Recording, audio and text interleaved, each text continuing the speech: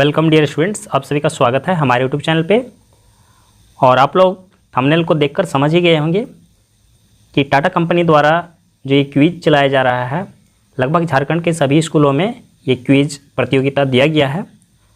इसमें एक क्वेश्चन है और उस क्वेश्चन का आंसर देना है। जो स्टूडेंट सबसे अच्छा आंसर कर पाएंगे इसका, उसको टाटा कंपनी द्वारा एक इस प्रकार से आपको प्राइज़ मिलेगा, जो पैसे वाला प्राइज़ होगा। आपको आपके पढ़ाई में सपोर्ट मिलेगा।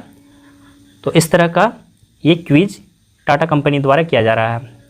ये क्वेश्चन कई लैंग्वेज में दिया गया है। आप जिस लैंग्वेज में आप इसको लिख सकते हैं उसमें आप इसको कर सकते हैं। देखिए, मैं आपको हिंदी लैंग्वेज में यहाँ पे इसका सॉल्यूशन दे दे रहा हूँ। और इसमें जो है क्वेश्चन एक ही क्वेश्चन है, उसी को सॉल्व करना है। ये थोड़ा सा लॉन्ग क्वेश्चन है, आपको तैयारी करने के लिए समय मिलता है। पहले ही बतला दिया जाता है, 1 महीना पहले बतला दिया जाता है कि आपको जो है इसका आंसर करना है। तो क्वेश्चन किस प्रकार से था, यहाँ से आंसर ही है। हम भारत को आत्मनिर्भर बनाने के लिए 5 बिंदुओं पर चर्चा करेंगे। तो क्वेश्चन इसी प्रकार का था कि भारत को आत्मनिर्भर बनाने के लिए आप 5 बिंदुओं की चर्चा करें। तो ये क्वेश्चन का आंसर दिया गया है। भारत को आत्मनिर्भर बनाने के लिए हमें विभिन्न क्षेत्रों में सुधार करने की आवश्यकता है, जैसे कि कृषि उद्योग, शिक्षा और तकनीकी उन्नति। 5 बिंदुओं पर चर्चा करना है।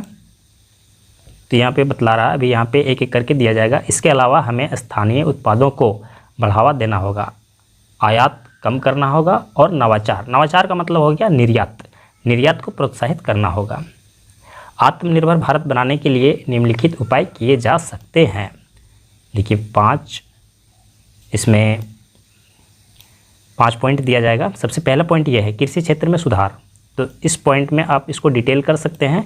किसानों को आधुनिक तकनीकों और उन्नत बीजों का उपयोग करने के लिए प्रोत्साहित करना, सिंचाई सुविधाओं में सुधार करना और जल संरक्षण को बढ़ावा देना।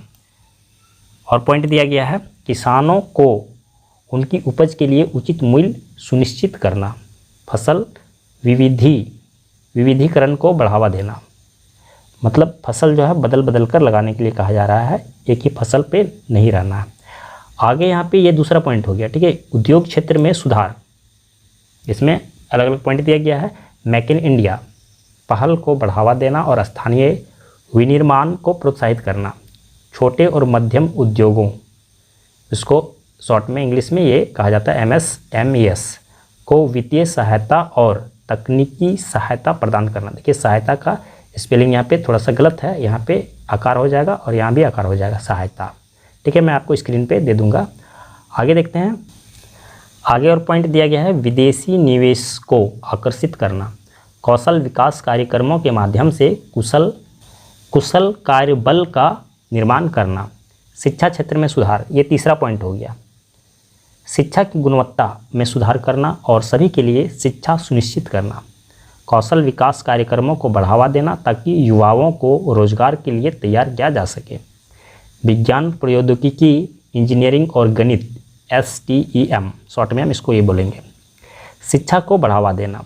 और ये चौथा पॉइंट है 4th नंबर का, तकनीकी उन्नति, स्वदेशी तकनीकों का विकास करना और उनका उपयोग करना। डिजिटल इंडिया पहल को बढ़ावा देना और डिजिटल समावेशन को सुनिश्चित करना। नवाचार और अनुसंधान को प्रोत्साहित करना। अन्य उपाय, मतलब ये 5वां पॉइंट हो गया। अन्य उपाय, स्थानीय उत्पादों को बढ़ावा देना और वोकल फॉर लोकल बनाना। आगे देखते हैं। आयात पर निर्भरता कम करना और निर्यात को बढ़ावा देना। पर्यावरण संरक्षण को बढ़ावा देना। स्वास्थ्य सेवा में सुधार करना और सभी के लिए स्वास्थ्य सुविधाएं सुनिश्चित करना। आत्मनिर्भर भारत बनाने के लिए सरकार, उद्योग, शिक्षा जगत है। ठीक है, यहाँ पे शिक्षा जगत, जमत लिखा गया है, यहाँ पे शिक्षा जगत होगा। शिक्षा जगत और आम जनता को मिलाकर काम करना होगा।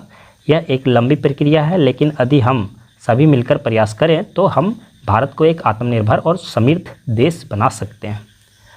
आत्मनिर्भर भारत के लाभ, तो अगर आत्मनिर्भर भारत बनता है तो फिर क्या होगा? आर्थिक विकास को बढ़ावा मिलेगा, रोजगार के अवसर बढ़ेंगे, गरीबी और असमानता कम होगी, देश की सुरक्षा मजबूत होगी, अंतर्राष्ट्रीय मंच पर भारत की स्थिति मजबूत होगी। आत्मनिर्भर भारत अभियान न केवल भारत को आर्थिक रूप से मजबूत करेगा बल्कि यह देश को सामाजिक और राजनीतिक रूप से भी सशक्त बनाएगा।